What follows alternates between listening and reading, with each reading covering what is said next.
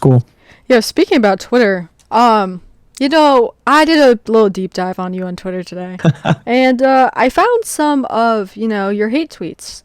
Okay. Most of them are old. Most of them are from December, but Okay. let's start with this one. Nicky Rudd has the same brain disease Candace does. His 15 minutes won't last very long. He's too girly. Yeah, they love calling me a twink, bro. Twink number one, okay? Yeah, that we have a little inside joke here. I went to CPAC a few months ago, and we never say his real name. We call him Tito's Ortiz. Tito's Ortiz followed me and Elijah around, and me, Elijah, and Georgie, our producer, and was asking me, "Oh, you're one of the twinks," and one thing I've learned very quickly, you can't get mad. If you get mad and you start like yelling at them or something, then it's just going to seem like it's true, And honestly, these people are retarded. Who cares, bro? Like, screw them. So he's like, "You're a twink." I'm like, "Yeah, bro. Twink number one. That's me. That's all me, dog. Twink number one right here." So I don't let that kind of thing get to me. What it is if you are like a dude who's not totally chopped, and to be honest, it's not my best day. I need a haircut. I need a haircut pretty desperately. It's getting way too long right now. But if you're like a dude who's not totally chopped and you talk about politics, they're going to call you like a twink or something, especially if you're on the far right or America First side of things. That's their line of attack on you. So they call me that. I don't think I'm that girly. Like, I don't think I come across that way. No. Yeah, I don't think I talk or carry myself that way. But you know what? Guess I can't beat the allegations. There's nothing I can do. Sorry, I'm not a chud enough. If I was enough of a chud, maybe I wouldn't get the twink allegations. But, is what it is. I'll embrace it, bro. Yeah, twink number one. Next tweet we have from Britta saying, "The dude who questioned Ben Shapiro on the USS Liberty blocked me." And then there's a reply. And we're focusing on the reply for this one. But Nikki Spud, who has classic autism face, at Gronk, analyze if Nicky Rudd appears to have autism or other disordered based on speech patterns and facial characteristics. What do you have to say about that, Nikki? Oh, 100%, dude. You have no emotion if you don't have autism, bro. Everyone who's cool has autism nowadays. Like, is this supposed to be a diss? Elon Musk, richest man in the world? Yeah, I'll proudly be a Spud, okay? I'll proudly be your autistic chud, please. Okay, yeah, totally embrace that. 100% avow. I just want to say that Gronk said I could not locate any public videos or image of Nicky Rudd to analyze speech patterns or facial, and then it just cut out there. Another one. There's a lot of tweets about you possibly being a psyop. So, this is one saying that, "Oh man, this is it. It's happening. This is my moment to kick off my career as a conspiracy grifter. Megyn Kelly is grooming Nicky Rudd for Nick Fuentes." Yeah, she followed me after it happened, and so they said Megyn Kelly went and found Nicky Rudd at Baylor University and sent him as a psyop, as a secret agent. I'm actually a special agent handpicked by Candace Owens and Megyn Kelly to go blow up Ben Shapiro's career. Yeah, 100%, dude. Yeah, that's exactly what happened. I'm so rich. I was paid so handsomely by Megyn Kelly and Candace Owens that I'm now working at Rift TV. Yes, that's how that works. When Megyn Kelly and Candace Owens handpick you to destroy Ben Shapiro, they send you to work with Elijah Schaefer at Rift TV. That's how that works. Yeah, 100%, you guys. Honestly, I'm just gonna say all of these things are true today. Yeah, everything they're saying, 100%. Yeah. Let's see. Another one from Britta. Yeah, it's quoting you. It says, "Every single day I meet young men who tell me that they feel cast aside by the conservative movement." Quote Nicky Rudd. Dude with an account created in 2019, scrubbed of old tweets, is now conservative America First influencer after one viral video. Definitely organic. Yeah, because nobody's ever had a burner account where they didn't have their face and name. That's never happened before. Sometimes this is just so stupid. It's like they're just reaching for anything they can say about me. Yeah, I had one username years and years ago. I think I started out as Nicky Rudd before I was really super political. I was just scrolling on Twitter. And then I changed it to an anonymous one, and I was like retweeting Nick Fuentes and stuff like that. And then when this happened, it was like, I could make a whole new Twitter account, or I could just stick with the one that I have, delete some of my old stuff, because some of the old stuff on the burner is going to be cringy and stuff. You're like 18 years old, you're tweeting out some dumb stuff. So I scrubbed it of the old tweets, and then I just made it my actual name and face. And we had a conversation about that at AmFest too. And I think over Instagram as well, that you said that, like, bro, I don't want people to, like, harass my friends or my family. Like, I'm going to take all these pictures down and, like, scrub everything so then people can't bother them. And I was like, I would do the exact same thing. Like, I don't know what it is, but I swear everyone thinks it's some sort of political psyop if you start a fresh account, like, made in Tel Aviv, and they're like, he's manufactured opposition. I don't know. It was ridiculous. That one's a little ridiculous. That one's a little funny to me as well. Yeah, there was like a million psyop tweets about me. It's just like people can't believe there's actually young men out there or young people in general, who care about the country. They don't like Israel, and they're willing to put themselves out there. They're willing to go ask a question. I don't know why that's like not believable, why people would think that he had to get paid, he had to get selected. It's like, I got selected from where is my money? I'm still in college, I've got nothing, and you'd think they would boost me even more. I've got like 40K on Twitter now, and that's after 6 months. I hit like 20 something after all that happened, and I've grown like 15K more since then. It's like, yeah, I don't know, but people have gotten to a point where reality is so hard for them to determine. They've been lied to so much. There have been so many psyops that the tinfoil hat has actually fried their brain. Now everything's a psyop. Nothing is real. There is nothing organic. There's not actually people who care about the country. They care about the direction we're headed in, and they're willing to put themselves out there and say what they believe in and not really care about the repercussions. It's everything has to be a psyop. Everyone has to be controlled. And the more I get into this, and back in the day, I was a conspiracy guy. That's what I grew up on. Everyone was watching that 2012 YouTube. I'm going through the rabbit hole, and you see like the symbolism. People are doing this. It's like they're all in the Illuminati. And then 2 weeks ago, I think it was, or 3 weeks ago, somebody took my Twitter profile picture where I'm sitting there like this. I'll show you real quick. I'm just sitting there like this. It's not even like, I'm not even doing this. I'm not putting it over my eye. I'm sitting there and my hands are just like this in my profile picture. And they took that and then spliced it with a picture of like celebrities doing that. And they said, you can never trust someone like Nicky Rudd who's doing an Illuminati hand symbol. And it's like, dude, did I make it? Bro, did I make it? I think I made it, dog. I am now in the Illuminati accusations. It's really funny for me to see the flip side of that, growing up always watching all those Illuminati videos. It's like people actually have been fried by being lied to by the government and by people in positions of power so much that they can't look at anything organic in real life and not think psyop conspiracy theory. So there is some truth to the fact that like there is like a retard right out there, or sometimes they're liberals as well. There is a retarded conspiracy theory contingent out there that thinks just nothing is real and everything's fake. Yeah.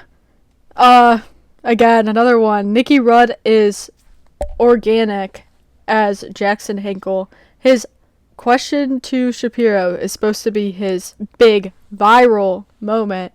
All stage. Whose little performer is he? Bannon? Pozo? I wish, bro. Honestly, like if one of those dudes had came to me and found me, would have been amazing. Would have been much easier to jumpstart this career. But again, unfortunately for the people at home, I actually just cared and wanted to ask a question. And then I just want to add that like the screenshot she's replying to is it says Nicky Rudd with the check mark, right? And then it says 613 following, 9.5K followers. And that's my thing, right? Like, if you were going to be a psyop, you think they'd push you a little bit more. You think you'd come out and be like, I'm wrong, right? Like, I love Israel. Israel's so great. I learned from my mistakes. Anyways, guys, if you know anyone at your school who said something like me, this is a Canary Project, and like cut to an ADL ad. It's so funny. It's so funny. And another one. Nicky Rudd is obviously a plant. People need to wake up and understand this is a highly organized, heavily funded op. Everything these people stand for is pro-jihad and anti-American. Morals are bought and sold. We also don't do coronations. Yeah, Yeah, coronations.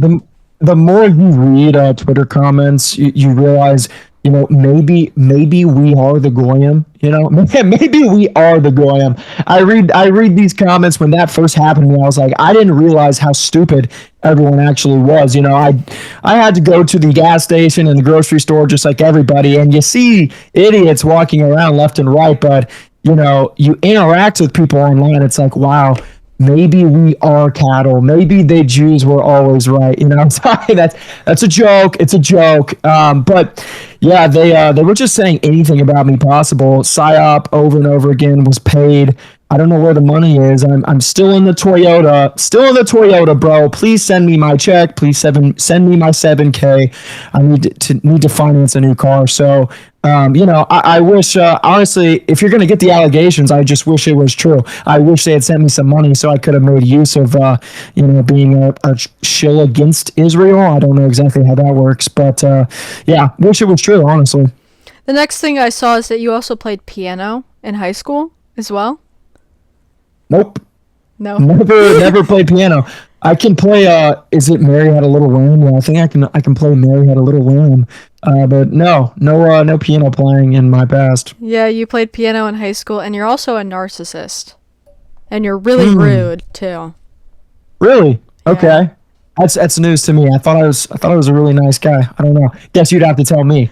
Yeah, I don't know. I didn't think it was.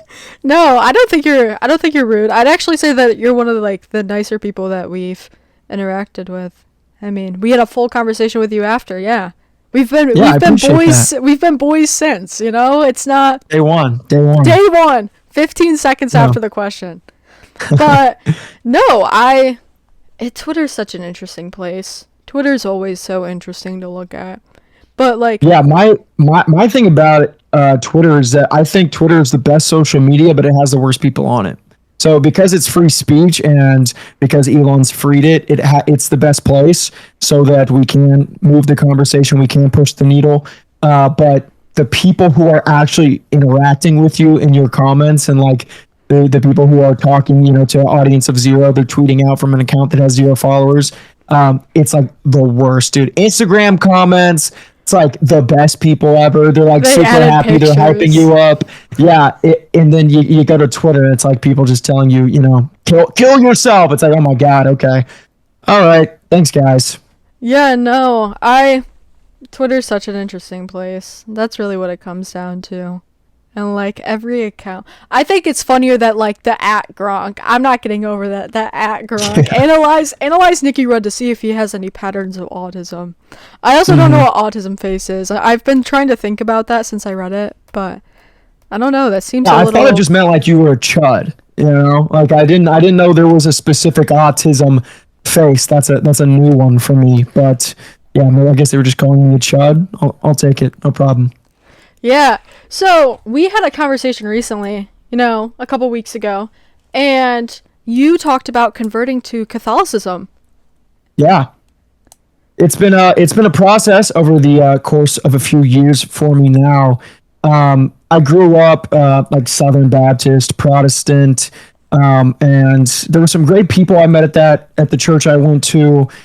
Treated me well for the most part, but over the course of the past few years and just getting older and trying to understand my faith for myself and what is the truth, what do I believe in personally, but then also what was the early church? What is the church that Jesus Christ founded? Because I know the bedrock of my beliefs, it starts on Jesus, it starts on the Bible, but then from there, what did he actually establish for us on earth? Is it just this totally disconnected group of churches that aren't affiliated with each other? They just call themselves the body of Christ, but there's no hierarchy, there's no leadership, there's no tradition, there's no apostolic succession? Or is it actually that? Is it actually this rich tradition that goes back thousands of years that has been an unbroken chain the whole time since Christ established his church? And trying to work through those questions, I specifically 3 years ago, I went through an interesting event, and I'll explain it to you. You might find this very interesting. You were asking earlier, you didn't really grow up in like the Protestant sphere, but there's many different sects of Protestantism. You have like the high church Protestantism, like the classical Protestantism, Lutheran Church, Presbyterian Church, Anglican Church, which are basically the most traditional forms of Protestantism. And then you have what's really popular, those forms, that's mainline Protestantism. They're totally dying off in America. The only forms of Protestantism that are still alive in America is the Southern Baptists and then the non-denominational / like Pentecostal traditions. We'll just say that there's nothing traditional about it. But the Southern Baptists, they at least have a little bit of more decorum. It's more of like you stand for the songs. You might put your hands in the air, wave them back and forth like you just don't care for a little bit, and then you sit down. The pastor gives the sermon. But then you have the non-denominational or Pentecostal wing of Protestantism, which is all hell breaks loose. No holds barred. You got people on the ground crying. You got people rolling over. You got people talking in gibberish. You got people claiming they're going to heal you of leprosy. And I'm going to make your dyslexia go away. You have cancer. You get rid of cancer. You get rid of cancer. Your leg is broken. I'm going to snap it back in place right now in the name of Jesus Christ. That is very popular right now in Protestantism. And 3 years ago, I was with a certain person. I was dating somebody, and she took me to this. It was technically non-denominational, but it was Pentecostal. It was charismatic Pentecostals. That's what it was. And so she takes me to this like revival type event they have, and I go there, and I should have immediately known I was being scammed, and everyone in this room was in mass psychosis. Okay. I walk in, and the pastor is a white dude with dreadlocks that goes down like past his stomach, like dreadlocks to his hips, bro. This guy looked like a white Rastafarian. He just got finished smoking a blunt out back, walked on stage. What are those white? Those white people dogs? The dogs that all of the white people have. The ones with the curly hair. And how the old people don't take care of their dogs. Are you getting the picture? Yeah, I see what you're saying. Was he like that? Well, it was gray hair. It was like gray hair. So it was so weird. It looked so weird, dude. And it was so long, and it went all the way down. And I'm like, that should have been the first symbol. Like, this is a scam, brother.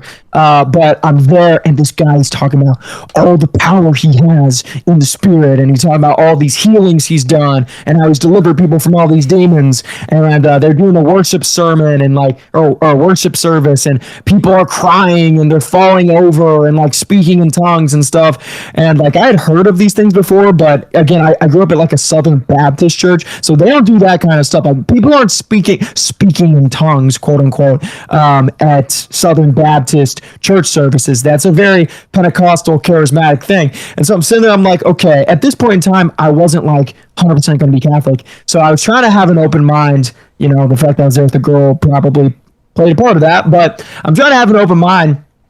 And all of this is happening. We get to the end, and I'm like, okay, I guess he gave a nice motivational speech. His sermon was a nice motivational speech, but he said, we got one more thing before we let you guys go.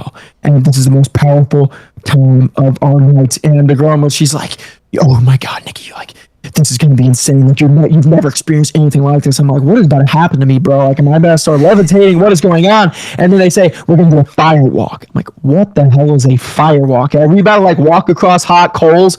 I don't know what's about to happen, right? So we walk around, we go around the auditorium, we all get into a single file lane on one side of the auditorium, and then all the church leaders, volunteers, and elders, they get in shoulder to shoulder lines, and they were parallel. They were parallel to each other, and we were walking straight forward through them. So as you're walking through, you got one person facing you on this side, one person facing you on this side, and they're basically touching you on the shoulder as you're walking through this line, and they're each praying for you, right? So I'm like, okay, what the hell's going on here? She's like, just do it. Just have an open mind. Like, it's amazing. It's so powerful. I'm walking through it and I'm like, I'm genuinely trying to have an open mind. And I'm going through this. And some people are just praying normally and like having their hand on your shoulder. And then some of the people are straight up being like, alhamdulillah. You know, it's like, sounds like Muslims doing the call to prayer. Alhamdulillah. You know, what the hell's going on here? And I'm like, I'm genuinely trying to like not crash out, like have an open mind. I'm getting through this. And then at the end, I notice, of course, who's the last person in the line? It's the lead pastor with the dreadlocks. Bro with the gray dreadlocks is the last dude in the line. And he's, instead of being shoulder to shoulder like the other people, he's facing you directly as you're walking through the line. So I get to the end of the line, and all the people in front of me are like falling over left and right. He's like praying for them and they're like wailing, they're falling over and crying immediately. I'm like, what the hell is about to happen to me? Am I about to have an exorcism? Like, what is going on? I get to the end of this line and I'm standing there. I'm like, okay, all right, like he's gonna pray for me. All right, open mind. I got my eyes closed. I get to the end of the line. He puts his hand on my head, on my forehead like this, and he says, "His power." And I'm standing there, and I'm standing there, and I'm standing there, and like 10 seconds goes by. Nothing is happening. The whole line behind me is like being held up. And I open my eyes a little bit, and the dude's like, oh, wait. He realizes, I realize after this happened, he realizes that I'm not falling for it, that I'm not going to fall over on my knees and start wailing. So I kid you not, he takes his hand on my forehead, a hand on my shoulder, and just shoves me to the ground. Full force just shoves me to the ground like I was hit with the spirit. Like his powerful spirit knocked me to the ground. And as soon as I literally land on my tailbone, like bruised my tailbone, and I look around and I'm like, these people are insane. These people are insane. This guy is a scammer. This guy is a snake oil salesman. And all of these people are under mass psychosis, mass hypnosis, feeding into each other's BS and playing along, literally the cattle playing along with what everyone else is doing. And that singular experience, that immediately, I'd already been looking into Catholicism a little bit, or the traditional church, trying to decide which one it is. That immediately told me, yep, I'm done with this. I'm never going to something like this again. I'm going to traditional Christianity, the early church fathers. That's what I'm going to pursue now. I'm done with this. That was an insane experience for me, and since then I've been going to mass. What was that car ride back with the girl like? Because I feel I need to know. Dude, I didn't want to like make her mad. I didn't, because she felt really strongly about this. When she went through it, she fell over and started crying and speaking in tongues. And so I didn't want to like, hurt her feelings or something like that. So I didn't really make it an issue, to be honest with you. I kind of just changed the subject. But after that, I told her, I was like, that was all fake, right? Like that was all BS, and she was really upset. You know what happened 6 months later? A bunch of people from that church came out and said that he was a pathological liar, the pastor with the dreadlocks, and that he was a manipulator. He lied about all these things he could do. He wasn't doing miracles, and he was a snake oil salesman. All these people from the church came out, and I couldn't help myself. I kind of said, "Had to do I told you so" to her. So interesting experience for sure. Yeah, that's crazy. And I think about this every day. Like, if Martin Luther saw what he has done, I think he would execute himself on the spot. I think Martin Luther, is watching, and he's just like, wow, what have I done? Yeah. I mean, you look at these non-denominational churches, and they're like, $1,000 every Sunday. Yeah. $1,000 every Sunday, right? You can speak tongues, right? I'm Catholic. I've been Catholic for actually since October of 2025 is when I made my conversion. I've never spoken in tongues, right? If it happens, I'd love to see it, but It's not like me hating, but it's like at some point we need to be realistic. This is not happening. You're lying. Yeah. Yeah, this is not real. And if you read Acts and you read about the day of Pentecost, where Pentecostal comes from, the point is that they want to be Pentecostal and charismatic Christianity. It all comes from speaking in tongues. But if you read in Acts the day of Pentecost, what happens? The disciples are filled with the Holy Spirit. They go out and they start preaching, and the crowd is full of people because it was a Jewish holiday, so people from all around the Roman Empire are coming to Jerusalem, and they all speak in different tongues, different languages. They're all from different areas. Some of them speak Greek, some of them speak Hebrew, some of them speak Arabic, so on and so forth. They are hearing what the disciples are saying in their native language, in their native tongue, in their lingua franca. They are not hearing that's not what they're hearing, but these Pentecostals, they're not, none of them go from, speaking English to them speaking Portuguese. That's not what's happening. They are speaking in Ooga Booga language. Okay. That's what's happening there. So, I don't know. I wish these people would wake up from it, but, unfortunately it's kind of just like, it's a very emotions based part of Christianity, sect of Christianity. It makes you feel good. That's the whole purpose. It's not to convict you of who you are and what you've done and hold you accountable. It's to make you feel good and say everything's okay no matter what. Yeah, I've noticed that. I feel like a lot of the non-denominational and more Protestants kind of focus on me. What can Jesus do for me? What is Jesus's plan for me? And not, hey, this man died on the cross for all of our sins. Let's pay him some respect. Like, listen to worship music. I mean, like, I'm not a fan of it, cannot get behind it, have never liked it, and that might be just me. You can hate on me if you want, but it's like, oh, God's there for me, he's holding me in his arms, he loves me so much, and I wake up every day and I praise God. It's like, bro, it's not about you. And I feel like that's what everyone's appeal, like you said, is to things like Pentecost and the Pentecostal churches and the things like the non-denominational churches, because it's all about themselves. That's all it is. It's all about, how do I feel about this? And that's the thing, right? When you ask someone who's non-denominational, why are you non-denominational? It's usually like, well, anything you say after that, invalid. Right? The reason I'm Catholic is because the truth. Right? The same reason probably why people are Orthodox. I have a lot of respect for the people who are Orthodox. But seeking the truth, right? They are the apostolic churches. Like, there is history behind that. You can trace back thousands of years. Like, why wouldn't you fall into those two branches? I feel like that's the most logical conclusion. But when people don't search for logic and they only look at their feelings, you end up with things like non-denominational, which is actually, it's never non-denominational, right? It's just a denomination in and of itself. Yeah. It's like you cherry pick, like, okay, what do I want to take? I want to take Catholic. They have purgatory. I want to take that. Okay. Martin Luther didn't do communion. We'll take that from, your normal Protestants. Okay. What are we going to take next? Baptists? Baptism at the age of 7?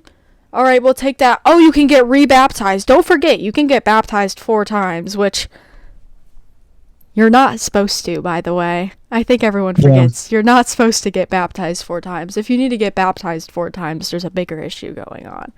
Right? We'll take the child baptism, right? We'll reject infant baptism. We'll reject this idea that Mary was the mother of God, right? We'll take that. Saints aren't real. It's just like, all right, how much more can you cherry pick? Like, it gets to a point where it's like, you're making up your own truth. And it's tiring. Yeah, the main problem is that Protestantism, especially with these modern day forms of Protestantism. It is declaring yourself the arbiter of truth. That's what's going on there. You are declaring for yourself that you can determine what is truth, not that there is an objective truth, and you yourself are a fallible human being, and you are going to get things wrong, and you're not going to be able to interpret things perfectly for yourself. You need to appeal to a higher authority, a higher power to tell you what is true, to tell you what Jesus Christ established for us. And what you hear a lot of times from Protestants is that they're anti-religion. I'm just pro-relationship. Well, then you have to ask them, okay, what are the core tenets of your relationship with Jesus? What do you believe in? Well, Jesus Christ was born of a virgin. He is the Son of God. He is God. He's fully God, fully man. He died on the cross to save us from our sins, was buried, resurrected on the third day, told us to go out and preach to all nations, and then he went back into heaven. He rose and ascended. You just described tenets, a core group of things that if you remove them, if you remove one of them, it's a different religion, it's a different belief. You just described the tenets of a religion. It's a relationship, it's not a religion. You just described your core beliefs. That is a religion by definition. Your relationship with Christ is built upon what you believe in, which that is your religion. So the problem is that we all want to decide, especially with the individualistic culture we have today in America and in the West at large, that we are going to decide for ourselves what is right. We are going to decide for ourselves how we're going to live our lives, when actually we need to just give it over to God and what He's decided and established on earth for us. And there is a higher authority that He's created. We don't just get to read the Bible and say, you know what, I think this is what this part means and what this is what this part means. Then you lose yourself in a never-ending train of, well, I think I disagree with what you're saying, and I disagree with what you're saying.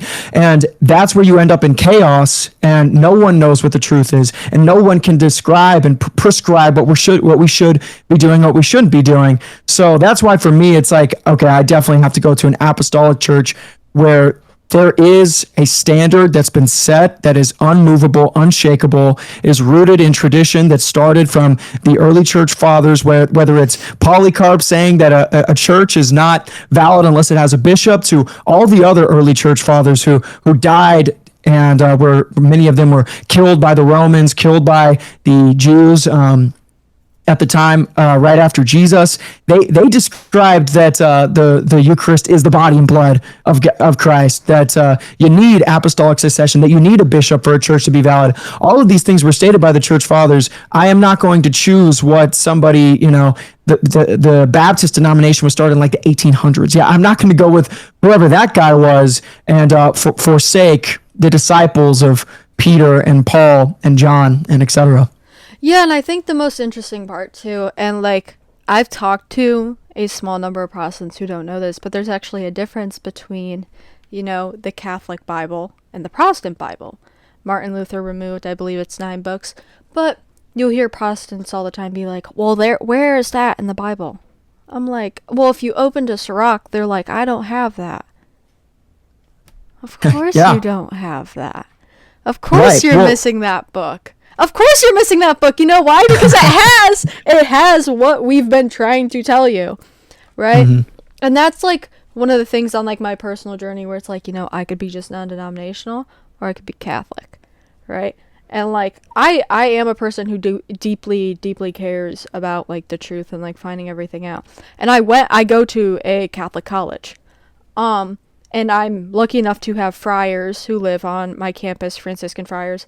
And I'm lucky enough to be in an area where I have a basilica about 5 minutes from my college. And I have an access to a whole bunch of Catholic-related topics in our library, but even people to speak to about this stuff. And so it's always been interesting to me that, like, everything is at your fingertips. And I'm gonna shout out, but like Council of Trent, for example, and like Joe Heschmeyer, like, you have these people who are do apologetics right at your fingertips, who can help you understand what the Catholic Church teaches so you don't have to sift through hours and hours of information for one answer.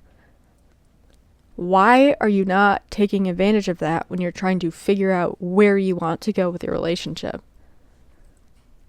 Absolutely. Yeah, that should be a requirement for everybody. Everybody should be pursuing the truth, and that's what I want to believe about myself. I try to live up to this standard that no matter what I'm doing, whether it's in politics, whether it's in business, and then especially whether it's with regards to my salvation, my eternity, I want to be pursuing what is the objective truth. I don't want to leave things up to guess. I don't want to guesswork. I don't want to leave them up to chance. I want to be assured that I'm following something that Jesus Christ did establish for us. So that's what I've been trying to do as of recently. I'm getting pulled in two directions. The Orthodox have been coming after me pretty hard recently. So we'll see which way I end up. But I've never even been to a Orthodox divine liturgy before. I've only gone to Catholic Mass. So it seems a lot more likely that I'll end up Catholic. And this is a personal question. I'm not asking you what you've said, but have you ever went to confession yet in your journey of becoming Catholic? No, you can't go to a confession until you are confirmed. Oh yeah, that's true. That is true. I really want to go to confession. That's like a big pull for me to confession is probably the most relieving thing that you can do in your life. And that's like the best way to describe it. It feels like a weight has been lifted off your shoulders, right? You've rolled in the mud your entire life, and you finally get to come inside and you take a bath and you're clean. And I remember the first time I went to confession, the priest I think was like 80, and I just broke down crying, like bawling my eyes out. And I'm like, this is my first time. I'm so sorry. And he was like, you are forgiven. And then I'm crying more. I'm like crying more. And it's such like a beautiful thing. And I go out of the confession booth, right? And I'm still crying. I'm sitting in the back of this tiny little church. I went to a town over with like 30 kids per grade, like a very small town. I'm sitting in the back of the church. I'm crying. And the priest comes over and hands me like the little mass book. He hands it to me and he smiles. And like that for me was like, I don't say this very often, but like he was sent by God. Like that was like the comfort. Oh my gosh, I might cry now. Cause it's like, it was such like a powerful moment. Like that's one of those things where it's like, he was sent by God, like in a way that like I've never felt more comfort and like more just like at peace. And like when you experience that for the first time, it is like the most amazing thing. Yeah, that's one of the biggest pulls for me to Catholicism is that experience of confession, because we're both adults, and so growing up and having never been Catholic, never been to confession, I didn't have that experience in my childhood. There's been a lot, lots happened in my life, and I'm 23 now. In my 23 years, there's a lot of burden. There's a lot of things that rest, and they hold you down. They are burdens on your shoulders, and I really want to have that experience of being able to let go, let loose some of these chains that are around you. And so that's something that my Catholic friends have always told me, expressed to me, of how amazing the confession experience is. And I think about, and Protestants are like, that's not in the Bible. It's like Jesus told his disciples, whatever sins you loose on earth, I will loose, and whatever sins you bind on earth, I will bind. So it's pretty as explicit as it gets. And by loose and bind, it means forgive and not forgive. That's what that means. So it's something I really want to do. And it's kind of, you get kind of scared once you try to figure out what the truth is, and you realize like, I really need to go to confession. It's kind of scary. I'm like, I want this to happen right now. Yeah. OCIA is a great process. You'll like it a lot. But, I went through that recently. Got confirmed on Easter. So much fun. So great. Let's go. Was so That's happy awesome. to do it. Yeah. But, you have to pick your saint, right? I picked, I don't know if you've read Confessions. I don't know if you're Augustine, big fan of Augustine. And like, right, never growing up religious. only religious person in my family. Besides, we talked a little bit earlier about my great grandmother. It's me and her. It's me and her riding it out. No one else is religious. Let's go. But there's a quote from him. It's like, "Lord, heal me, but not too quickly." Right? And that's how it felt like in the beginning. It's like, I know the truth, but like I enjoy doing all this stuff a little too much. Like, Lord, heal me, but like not too quickly. Let me have my fun still. And it's like, no. Right? And now it's like, I reflect and I'm like, I'm so stupid for saying that, like thinking that. But like, it's so relatable to a point of like, what's right from wrong. Right? And you're not like, oh, I want to disobey God. But it's like, it's hard. Like, at 19, being in college, making a sudden switch, like, and all my friends were like, yo, are you good? Like, I just suddenly was like, nah, I believe in God now. And like, I'm, the Catholicism's the truth. And that took me like a week to find out. But like, especially like all the spiritual, I don't know if you believe in like spiritual warfare, but like all the stuff that would happen after that for me, like 100%. weird little things of like, we have an oratory at my school. Right, I don't know if you know what that is. I'll put a picture of it on the screen for the video, but we have an oratory at my school, right? And we have ID cards to get into buildings on campus, right? You like tap your ID card against it. So I went there. I was like, oh, I'm going to pray the rosary, whatever. I got some extra time today. Let's get it in. And I go to scan my card and it's locked. I'm like, okay, that's weird. I guess I'll just go somewhere else, right? Go to the chapel, whatever, that's fine. Next day, I try to go there again. I scan my card, it's locked. And I see someone walking by. I'm like, hey, this might sound weird, but like I'm scanning my card, doesn't work. Can you scan your card? And they're like, yeah, sure. So they tap their card. The door unlocks. I'm like, okay. That's a little strange. I've been able to get into my dorm building fine. I've been able to go to the dining hall. I can get into the library. I can do all these things.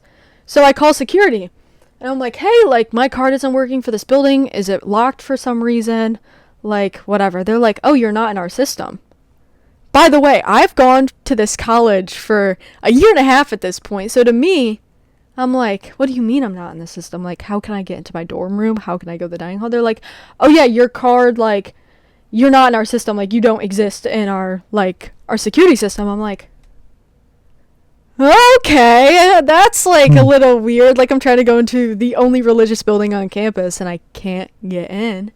Like, that's strange. That was one of the things for me where I was like, yo, like, I felt like I was going crazy. I told everyone about it.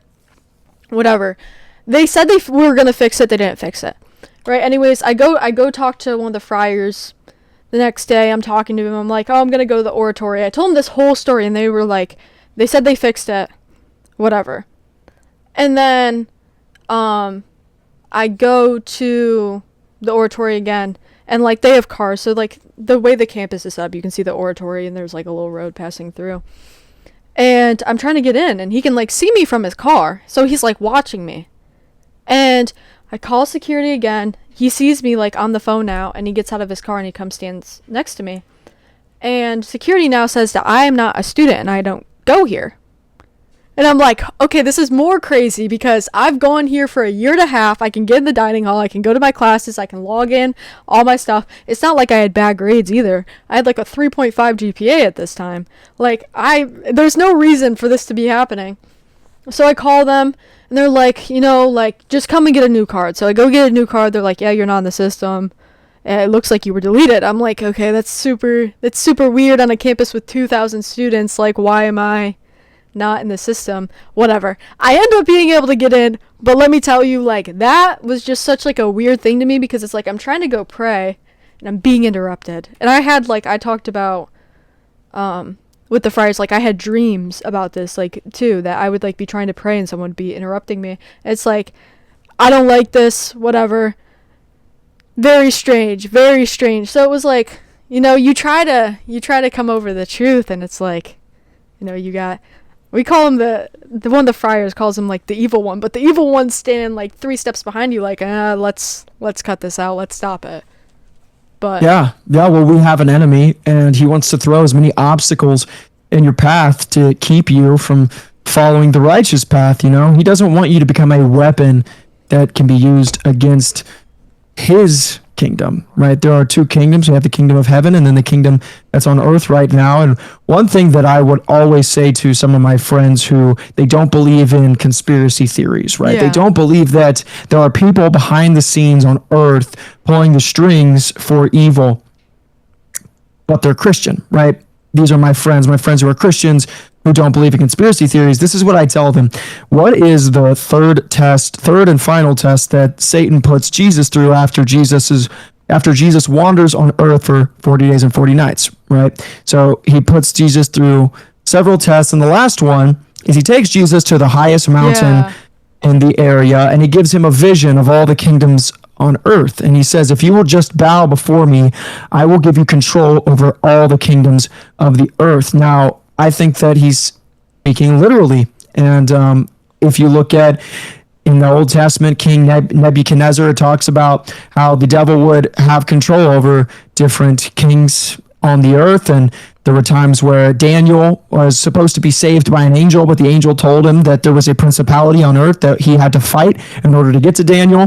The spiritual warfare is real. And if the devil could offer Jesus 2,000 years ago control over all the kingdoms of the earth, how much more control do you think he has today in our ever interconnected world? In a world where I can make a phone call to China right now and have a conversation, tell somebody to transfer me money, tell somebody to get on a plane and go somewhere to do something that I want, and the internet where you can basically have the knowledge of everything on earth all at your fingertips.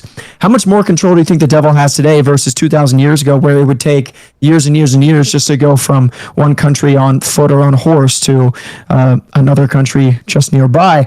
Clearly, the devil has much more opportunity and power in today's world. So I tell them there's a real enemy, and he's really at work on earth, and he is pulling the strings behind the scenes in every country, and he is trying to bring about his one world order. And we can see that every single day we are approaching closer and closer to it. And it's a scary thing, but it also tells you that you can see the signs that Jesus is real. You can see the signs that Revelations is true. You can see the signs that what was prophesied to happen at the end of the world is we're getting. I believe that we're getting closer to that, and I don't think it's in the too far away future.